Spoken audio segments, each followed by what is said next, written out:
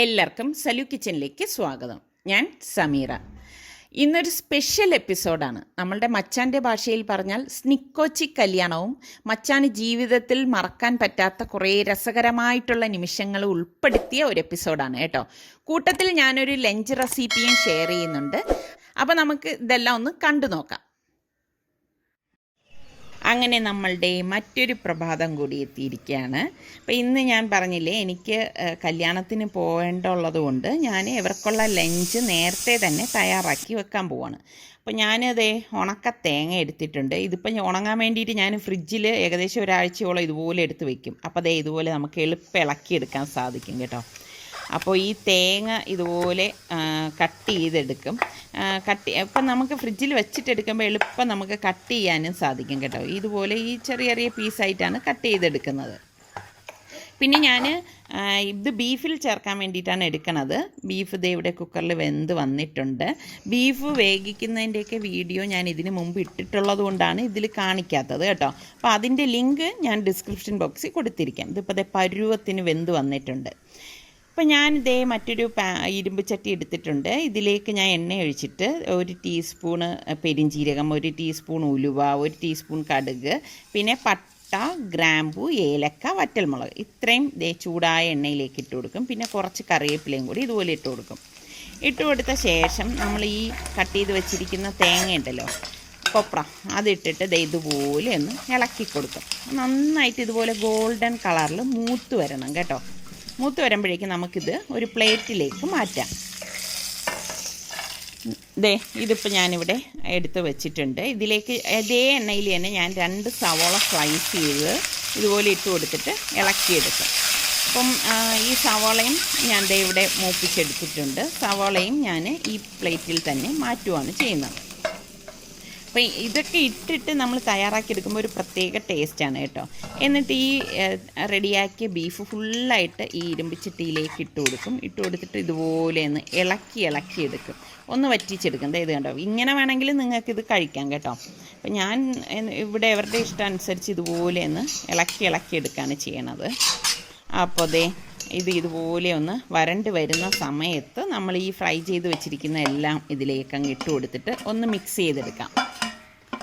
അപ്പോൾ ഇവിടെ നന്നായിട്ടൊന്ന് ഇളക്കിയെടുക്കും. എന്നിട്ട് ലാസ്റ്റ് ഞാൻ കുറച്ച് കറിവേപ്പിലയും കൂടി ഇതുപോലെ ഇട്ട് കൊടുത്തിട്ട് ഇതൊന്ന് മിക്സ് ചെയ്തെടുക്കുക കേട്ടോ. അപ്പോഴൊരു പ്രത്യേക ടേസ്റ്റാണ്, നല്ലൊരു മണവും ഉണ്ടാവും. അതിനുശേഷം ഞാനിതുപോലെ വറ്റൽമുളകും വെളുത്തുള്ളിയും അതായത് കറിവേപ്പിലയൊക്കെ കൂടി ഒന്നുകൂടി താളിച്ച് ഇതിൻ്റെ മീതെ ഇതുപോലെ ഒഴിച്ചു കൊടുക്കും. കണ്ടോ, ഇപ്പം ഞാനിത് ഉണ്ടാക്കിയത് നിങ്ങൾ കണ്ടല്ലോ. ഇതിങ്ങനെ ചൂടോടുകൂടി നമ്മൾ ചപ്പാത്തിയുടെ കൂടെയും ചോറിൻ്റെ കൂടെയൊക്കെ കഴിച്ചാലുണ്ടല്ലോ, ശരിക്കും ആ തേങ്ങാക്കൊത്തും തേങ്ങയും ലാസ്റ്റ് താളിച്ചിട്ട് ആ ഒരു വെളുത്തുള്ളി ഇലയും ഒക്കെ കൂടെ ചേർത്ത് ഇങ്ങനെ കുഴച്ച് കഴിക്കുമ്പോൾ ഉണ്ടല്ലോ, അടിപൊളി ടേസ്റ്റ് ആയിരിക്കും. അപ്പോൾ ബീഫ് ഉള്ളവർ ഈ രീതിയിലൊന്ന് ഉണ്ടാക്കിയിട്ട് ഫീഡ്ബാക്ക് തരണേ.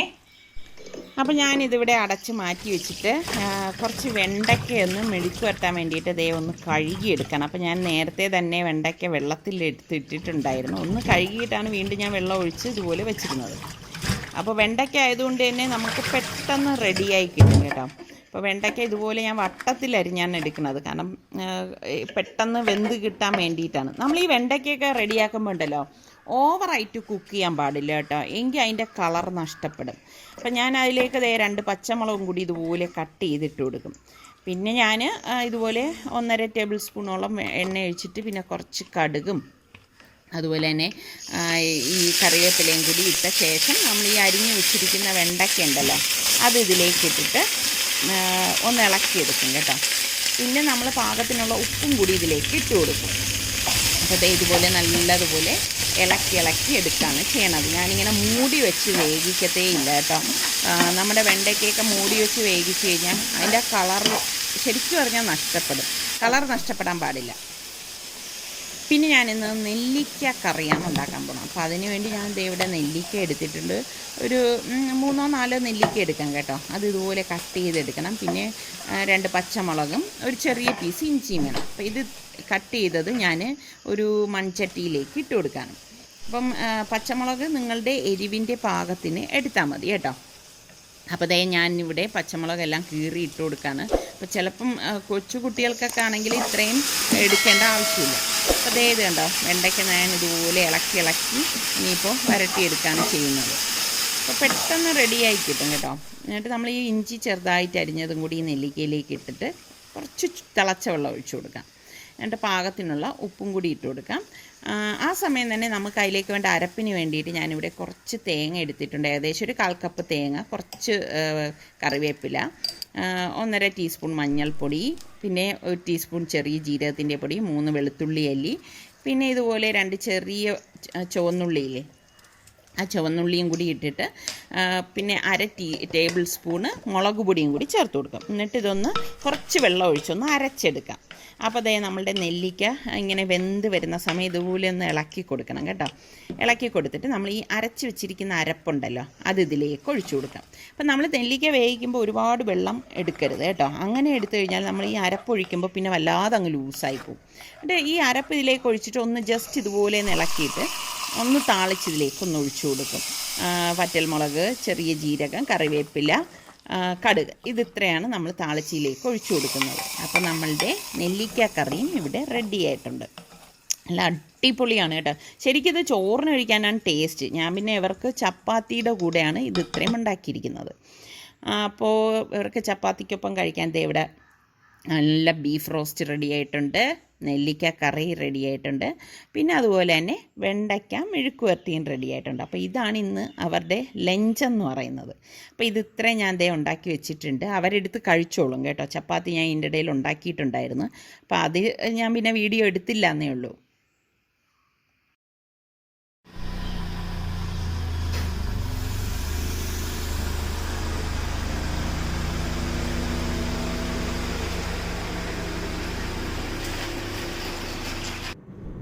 ഞങ്ങളിപ്പോൾ ഒരു കല്യാണത്തിന് പോവാണ്. ഇപ്പോൾ സമയം എത്ര മണിയായി?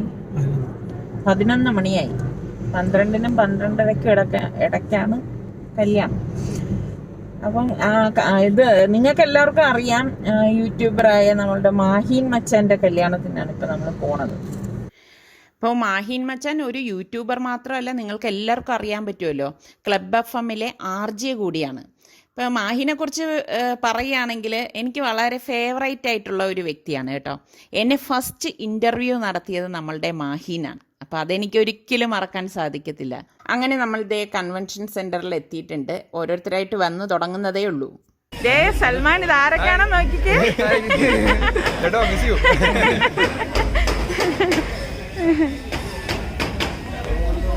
അവിടെ എത്തിയപ്പോൾ തന്നെ നമ്മളുടെ സൽമാൻ്റെ കുറേ ഫ്രണ്ട്സിനെയൊക്കെ കാണാൻ സാധിച്ചു. അതുപോലെ തന്നെ നമ്മളുടെ കുറേ വ്യൂവേഴ്സും ഉണ്ടായിരുന്നു കേട്ടോ. പിന്നെ എനിക്കവിടെ വളരെ കൗതുകമായിട്ട് തോന്നിയത് പലതരം ടീ അവിടെ വെച്ചിട്ടുണ്ടായിരുന്നു. അതെനിക്ക് നല്ല ഇഷ്ടപ്പെട്ടു കേട്ടോ. എൻ്റെ ജീവിതത്തിലെ ആദ്യമായിട്ട് കാണുന്നൊരു കാഴ്ചയാണിത്, ഒരു വരൻ സ്വന്തമായിട്ട് തന്നെ വ്ളോഗ് ചെയ്യുന്നത്. അത് കഴിഞ്ഞ് നമ്മളെല്ലാവരും ഹാളിലേക്ക് കടന്നു. പ്രോട്ടോക്കോൾ പാലിച്ചുള്ള ചടങ്ങുകളും കാര്യങ്ങളും ഒക്കെ തന്നെയായിരുന്നു അവിടെ ഉണ്ടായിരുന്നത് കേട്ടോ. പിന്നെ ഇപ്പം നമ്മുടെ കാര്യം എടുത്ത് നമ്മൾ ഒരുപാട് കാലത്തിന് ശേഷമാണ് ഇങ്ങനെ ഒരു കല്യാണത്തിന് കൂടുന്നത് തന്നെ. ശരിക്കും കണ്ടപ്പം നല്ല സന്തോഷം തോന്നി. ഇപ്പം സാധാരണ പോലെ തന്നെയുള്ള കല്യാണ ചടങ്ങുകളും ഒക്കെ ആയിരുന്നു. നിക്കാഹും കാര്യങ്ങളൊക്കെയാണ് ഇപ്പം നടന്നുകൊണ്ടിരിക്കുന്നത്. നിക്കാഹൊക്കെ വളരെ ചുരുങ്ങിയ രീതിയിലായിരുന്നു, വല്ലാതെ ദീർഘിപ്പിച്ചിട്ടൊന്നുമില്ല. എനിക്ക് തോന്നുന്നു ഇപ്പോഴത്തെ ആ ഒരു പ്രോട്ടോക്കോൾ പാലിച്ച് ചെയ്തത് കൊണ്ടായിരിക്കാം. നിക്കാഹൊക്കെ കഴിഞ്ഞ ശേഷം വധുവിനെ കൊണ്ടുവന്നിട്ട് പിന്നെ ഉള്ളത് സ്ത്രീകളുടെ ചടങ്ങാണല്ലോ, മെഹർ ഇടൽ, പിന്നെ അതുപോലെ തന്നെ ബാക്കിയുള്ള കുറച്ച് ചടങ്ങുകളൊക്കെ ഉണ്ടല്ലോ. അപ്പം അതിനായിട്ട് ഇപ്പോൾ എല്ലാവരും നിൽക്കുകയാണ്. ശരിക്കും പറഞ്ഞാൽ ഇങ്ങനെ ഈ ഒരു സിറ്റുവേഷനിൽ എല്ലാവരുടെയും കണ്ണും ഈ ചെറുക്കൻ്റെയും പെണ്ണിൻ്റെയും മേലെയായിരിക്കും അല്ലേ. ഇവിടെ മാല ഇട്ടുകൊണ്ടിരിക്കുകയാണ്. ഇതൊക്കെ കാണുമ്പോൾ ഒരു സന്തോഷം തന്നെയാണ് കേട്ടോ. എത്രയോ നാളിന് ശേഷമാണ് ഇങ്ങനെ ഒരു കല്യാണം കൂടുന്നത് തന്നെ. അപ്പോൾ എല്ലാവരെയൊക്കെ ഒത്തൊരുമിച്ച് കാണുമ്പോൾ ഒരു പ്രത്യേക സന്തോഷമാണ്. പിന്നെ ക്യാമറമാൻ ഇവർക്ക് ചുറ്റും ഫുള്ള് ക്യാമറയായിരുന്നു കേട്ടോ. ഓഡിയൻസിനൊക്കെ എത്രത്തോളം ഇത് കാണാൻ പറ്റിയോ എന്തോ. ഈ ചടങ്ങ് കഴിഞ്ഞ ഉടൻ തന്നെ ഈ കംപ്ലീറ്റ് സ്റ്റേജിനെ ഇളക്കി മറിച്ചുകൊണ്ട് അവിടെ ഒരു സംഭവം നടന്നു. നമ്മളുടെ കാർത്തിക് അവിടെ കാല് വെച്ചു. അപ്പോഴേക്കുണ്ട് ഈ സ്റ്റേജിൻ്റെ ആ ഒരു മുഖച്ഛായ തന്നെ മാറിപ്പോയി കേട്ടോ. ശരിക്ക് കാർത്തിക് വരുമ്പോൾ നിങ്ങൾക്ക് എല്ലാവർക്കും ഊഹിക്കാമല്ലോ എന്തായിരിക്കും അവിടെ സംഭവിക്കുന്നതെന്നുള്ളത്. മച്ചാൻ സ്വപ്നത്തിൽ പോലും പ്രതീക്ഷിക്കാത്ത കാര്യങ്ങളാണ് പിന്നെ അവിടെ നടന്നത്. നിങ്ങൾക്കറിയാലോ മച്ചാൻ്റെ പ്രാങ്കുകൾ എന്ന് പറയുന്നത്. ഒരിക്കലും ഇതുപോലെ കുറേ കാര്യങ്ങൾ നടക്കുമെന്ന് മാഹീൻ വിചാരിച്ചു പോലും ഉണ്ടാവത്തില്ല കേട്ടോ. കൊടുത്താൽ കൊല്ലത്തും കിട്ടും എന്നല്ലേ, അതിവിടെ അക്ഷരം പ്രതി ശരിയായി. കൊടുത്തത് കിട്ടി, അത്ര തന്നെ. അപ്പോൾ എന്തായാലും ഞാനതിവിടെ പൊളിച്ചടുക്കുന്നില്ല.